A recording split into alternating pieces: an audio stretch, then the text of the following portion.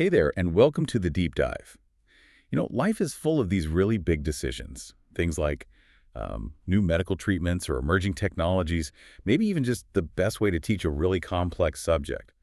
What happens when there isn't clear-cut data? No empirical evidence? No obvious right answer to guide us. How do we move forward then? Well, that's where something called consensus methodology kind of steps in. It's how we try to get a group of, well, smart people to agree when the answers just aren't obvious. Precisely. Consensus methods are essentially structured approaches. They're designed to gather general agreement on topics that are, let's say, ambiguous or controversial, or maybe just lack robust empirical evidence. Think of them as a framework, really, for making decisions when the ground beneath your feet isn't perfectly solid.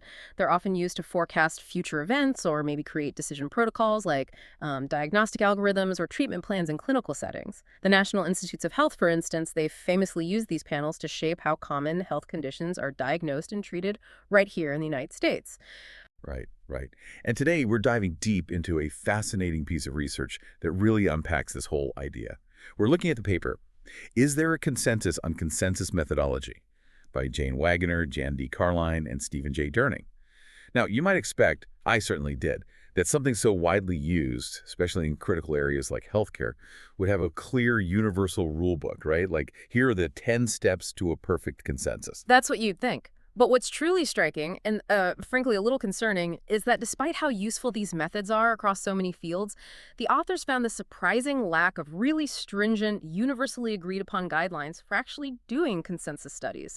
And this variability, it affects not only how the studies are done, but also how the results get reported, which in turn impacts the reliability and the validity of critical findings, Yeah. especially in areas like medical education and, of course, clinical decision-making.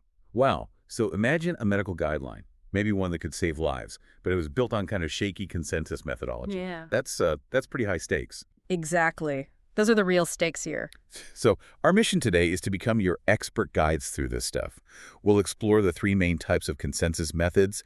We'll dig into their unique advantages, their limitations too, and most importantly, share the author's recommended best practices. We want to give you the tools to understand what makes for a truly reliable and valid consensus and why that matters to you when you encounter decisions or guidelines that claim to be based on, expert agreement. Okay, let's unpack this. Okay, so to set the stage a bit, let's just think about why these methods are so crucial in the first place. When you're dealing with conditions or situations that don't have clear-cut answers, or maybe where diverse expert opinion is absolutely vital, consensus methods provide that structured framework. They help develop standards where none exist, making decisions that affect patient care, educational curricula, even public policy. It really makes you think, doesn't it? How many protocols or guidelines we just encounter daily that might have come from this kind of process. So I'm curious, given how widespread these methods are, what did the authors expect to find about their guidelines? And what was the big surprise that shifted their whole research? Yeah, that's a great question. So the authors of this paper, they started with a pretty comprehensive literature review, searching databases like PubMed, Google Scholar, looking for studies that explicitly used Delphi, nominal group, and consensus panel methods. Their initial goal was exactly what you'd expect. Find the established, clear standards for conducting a really well-run consensus study. Okay, and here's where it gets really interesting, right? They pretty quickly discovered that a clear, consistent standard it didn't exist. Nope, didn't exist. So they had to shift their entire focus. Completely. Instead of finding these ideal standards, they reviewed the same publications just to figure out how most researchers were actually doing these things, how they were conducting, analyzing, reporting. That's it. They even looked at how success was measured, like were they evaluating reliability? Did they do follow-up studies? So they went in looking for a rule book and basically found a blank page. Exactly. It was a significant pivot, yeah. They ended up reviewing 50 publications and ultimately used 32 in their final assessment, drawing from both academic medicine and healthcare, but also other fields like social sciences. And this extensive synthesis, it allowed them to develop a comprehensive set of guidelines and suggestions for future research. Essentially, they were creating the rule book they couldn't find. Okay, wow. So let's look at the three main methods they identified. First up is the nominal group process, sometimes called the expert panel method. So Right. what's the core idea? How does NGP work? Okay, this method involves a panel of experts. They generate ideas or solutions to a specific question. The key thing is that ideas are formed privately first and then submitted anonymously to a moderator. There are 4 distinct phases. Phase 1, Hmm. ideas generated in silence. Total silence. Right. Keeps people from influencing each other right off the bat. Precisely. Phase 2, the moderator presents all the solutions to the whole panel, but no discussion yet. Okay, just see everything laid out. Yeah. Phase 3 allows for a moderator-led discussion, clarification of these ideas. Got it. And finally. Finally, phase 4. Panel members anonymously rank the ideas, and those with the highest rankings are kept, based on some predetermined cutoff for what counts as consensus. I could see that. Like, imagine a panel of doctors trying to decide if a certain surgery is appropriate for a really rare condition where there's no standard guideline. The paper mentions an example, Scott and Black, using NGP for gallbladder removal in unusual cases. Exactly. It helps formalize those decisions. So if I'm reading a guideline that came out of an NGP, what does this structured, anonymous process tell me about the decision itself? Well, it tells you that the decision was likely carefully considered, with minimized bias from, group dynamics. The method's core strength really lies in that anonymity during idea generation and the initial ranking. It minimizes outside influence, helps ensure true expert opinion can emerge. It's also usually quite time efficient because the panel is kept focused on task. But no method is perfect, right? You mentioned drawbacks earlier. Where does this one usually get tripped up? What are the practical challenges? That's right, yeah. NGP can be expensive. Yeah. And logistically complicated to organize. You need resources like specific meeting places, time, obviously money. Also, while ideas start independently, that face-to-face discussion phase, well, even when it's moderator-led, it still has the potential to introduce bias. Like from really influential members. Yeah, or just exposing different beliefs that might hinder real collaboration, potentially affecting the quality of the results. Okay, so knowing those challenges, what's the blueprint for doing NGP the right way? What do the authors recommend? For NGP, their guidelines are pretty clear. First, the research question has to be crystal clear and concise. You need valid suggestions from the experts. Makes sense. Garbage in, garbage out, right? Exactly. Second, the ideal panel size. Somewhere between 5 to 10 members. Fewer than 5 might not bring enough novel ideas, and more than 10 can just get unwieldy, hard-to-reach consensus. Okay, 5 to 10. Third, groups should be heterogeneous in their expertise. Diverse perspectives usually lead to more creative, comprehensive solutions. Right. Mix it up a bit.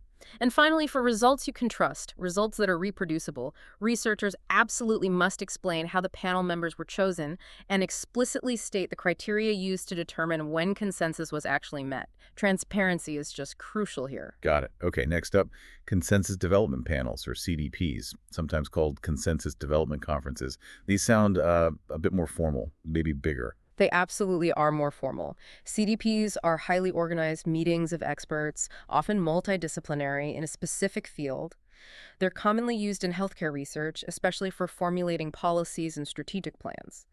The most well-developed approach is probably the one used by the National Institutes of Health, the NIH. They regularly hold these big conferences to evaluate scientific literature on important biomedical issues, and then they produce these accessible consensus statements for professionals, but also for, lay people too. Okay, so these panels are really about bringing diverse experts together, hitting them with the latest literature, the data, and really encouraging evidence-based opinions rather than just like gut feelings or personal experience. What's the unique secret sauce here? What are the big upsides compared to, say, NGP? Well, a key advantage is that deep synthesis of the best available information in a field, getting everything on the table. Also, experts often take this profound sense of ownership over the material because the topics directly impact them and their work. And that really adds to the perceived validity, the buy-in of the panel's output. These panels also tend to deliver relatively rapid results, which can be critical for urgent issues. Sounds powerful. But you mentioned red flags earlier for all these methods. And I was struck by what you said about these important panels maybe not being studied much themselves. What's the trickiest part about running one of these CDP panels? Where do researchers usually stumble?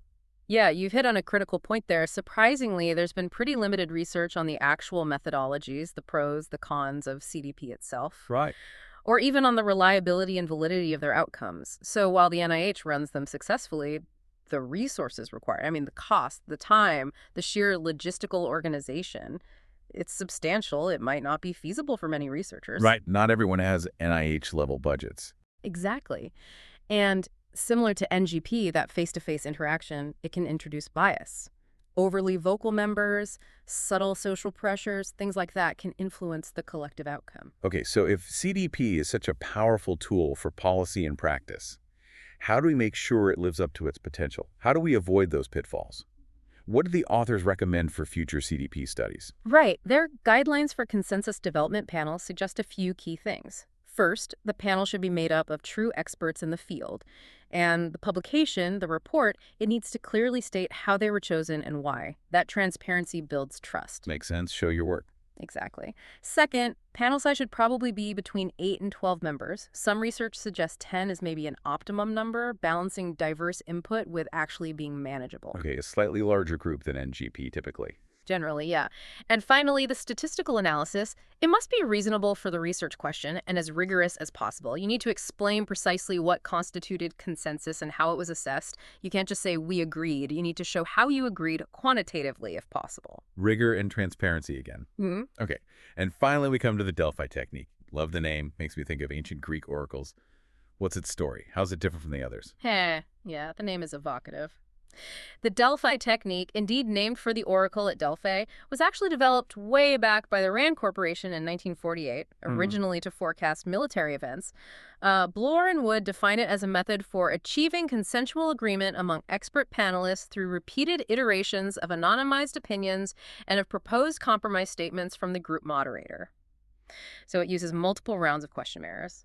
And crucially, the experts never interact with one another. They're completely unaware of who else is even participating. Whoa, okay, so it's like the ultimate introvert's brainstorming session, a virtual anonymous brainstorm that kind of refines itself over time. And I bet it got a huge boost from the internet, right? Oh, absolutely. With the internet and email, it's become overwhelmingly popular, mainly because it's so time and cost efficient compared to getting everyone in a room.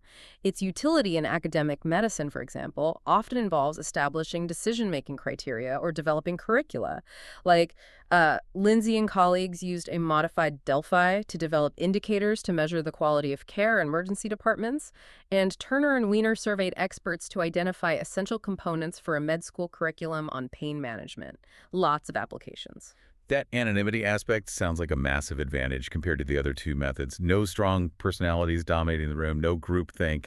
That sounds like a dream team meeting. It really is a major strength. It pretty much eliminates the bias and undue influence that can happen in face-to-face meetings. People can express opinions more freely without, fear of reproach or losing credibility. Yeah, left pressure to conform. Exactly. Respondents are less likely to just jump on the bandwagon. Plus, having multiple rounds ensures more thoughtful consideration, hopefully leading to more reliable conclusions than just a single meeting.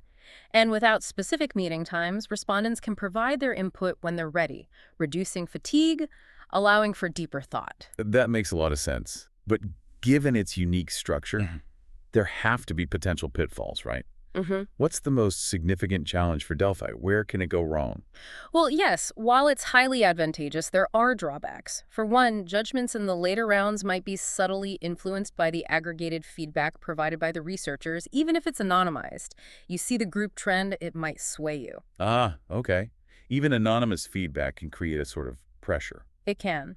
There's also a definite lack of direct collaboration among participants, which sometimes can limit the generation of truly novel, emergent ideas that might come from discussion. And of course, there's potential for participant burnout if there are just too many rounds. People get tired of questionnaires. Right. Survey fatigue is real. Totally. And critically, the success of these studies is highly dependent on the quality of the questionnaire design itself. If the questions aren't precise and clear, the answers won't be either.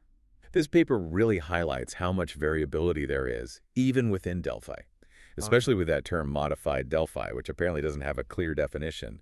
How does that lack of a standard definition actually impact the result? It sounds a bit like the Wild West out there. It absolutely creates challenges, big time, for comparability, for trustworthiness. Because of this variability, researchers often struggle with things like, what's the right panel size? Or how do we even define what consensus actually means for this study? For instance, some research suggests optimal reliability up to maybe 11 members. Others suggest a broader range, like 10-30. But generally, the consensus seems to be that fewer than 6 members gives you pretty limited reliability. Okay, so 6 is maybe a minimum baseline. Seems like it. But often the panel size reflects the specific research question more than some statistical ideal, which can be problematic if it's not clearly justified. And defining consensus. Yeah, that varies wildly too. It could be a set percentage agreement, like 80%, or a certain average score on a rating scale, or maybe just a simple majority rating a topic for inclusion. Wow, that's a huge range. It is. And many studies, unfortunately, lack good descriptive analytical techniques. They make their consensus really hard to interpret or trust. However, some studies did show remarkable rigor, using things like weighted kappa statistics and novia to compare groups, or analyzing means and standard deviations to show certainty, much more robust than just a simple vote count. So Delphi sounds powerful, but potentially messy if not done carefully. There's a lot to consider. What's the roadmap for navigating this Wild West and making sure it's reliable and valid? What are the author's final recommendations here? Okay, for the Delphi technique, the guidelines boil down to this. Panel composition. You need experts in the field, obviously, but you must provide a clear explanation of how expert was defined and the specific method used to recruit participants. Transparency again. Got it. Define your terms. Panel size. 6 to 11 members is recommended as optimal. Balances breadth of opinion with manageability and reliability. 6 to 11. Rounds. 2 rounds are required and generally seem to be optimal. If a study goes beyond 2 rounds, the reason really needs to be explicitly explained. Avoid that burnout. Avoid undue influence from repeated feedback. 2 rounds is usually enough. Interesting. Seems to be the sweet spot in most cases. And finally, statistical analysis. Must be reasonable for the research question and as rigorous as possible, with a clear, unambiguous explanation of what constituted consensus and how it was assessed. No fuzziness allowed. So, looking across all 3 methods, NGP, CDP, Delphi, the authors found these common threads for improving rigor. Researchers really need to clearly describe their inclusion criteria for participants, who got in and why. They need to ensure their statistical analyses are as rigorous as possible and appropriate for the specific method they chose. And crucially, include that predetermined, explicit definition of what consensus actually means for their particular study. Don't make it up after the fact. To find a target before you shoot. Exactly. And while the specific ideal panel sizes varied a bit, that range of roughly 5 to 11 members was generally considered most beneficial across all the consensus methods they described. Okay, so the big takeaway here for you, our listener, is that consensus isn't just some magic word that makes something automatically true or right. It's a process. And now, hopefully, you have a better toolkit to actually scrutinize that process. This deep dive really highlights how crucial methodology is, even for something that sounds as straightforward as getting everyone to agree.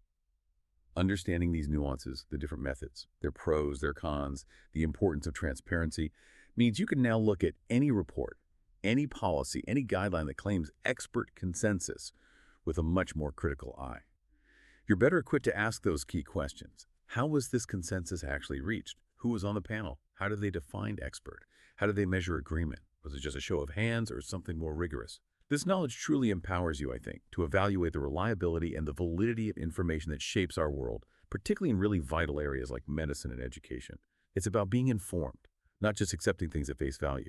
Absolutely. And the author's ultimate hope, really, is that future studies will be conducted using more stringent standards, especially when it comes to reporting the design, the methods, the results. This will only strengthen the validity and the trustworthiness of the critical decisions being made based on these methods. We need that rigor. Definitely. So here's something maybe to mull over. Given how foundational these consensus methods are for tackling complex, uncertain issues, and considering this historical lack of really rigorous guidelines that the paper uncovered, how might understanding these methodologies change how you approach information in your own life? And thinking beyond medicine and education, what other areas could really benefit from a more structured, transparent approach to getting collective agreement? Does a consensus always equate to correct, or is it sometimes just agreed upon by a structured process, which is valuable but maybe different? Lots to think about there. Thank you so much for joining us on this deep dive into consensus methodology. We hope you feel more informed and equipped to navigate the world of expert opinions. Until next time.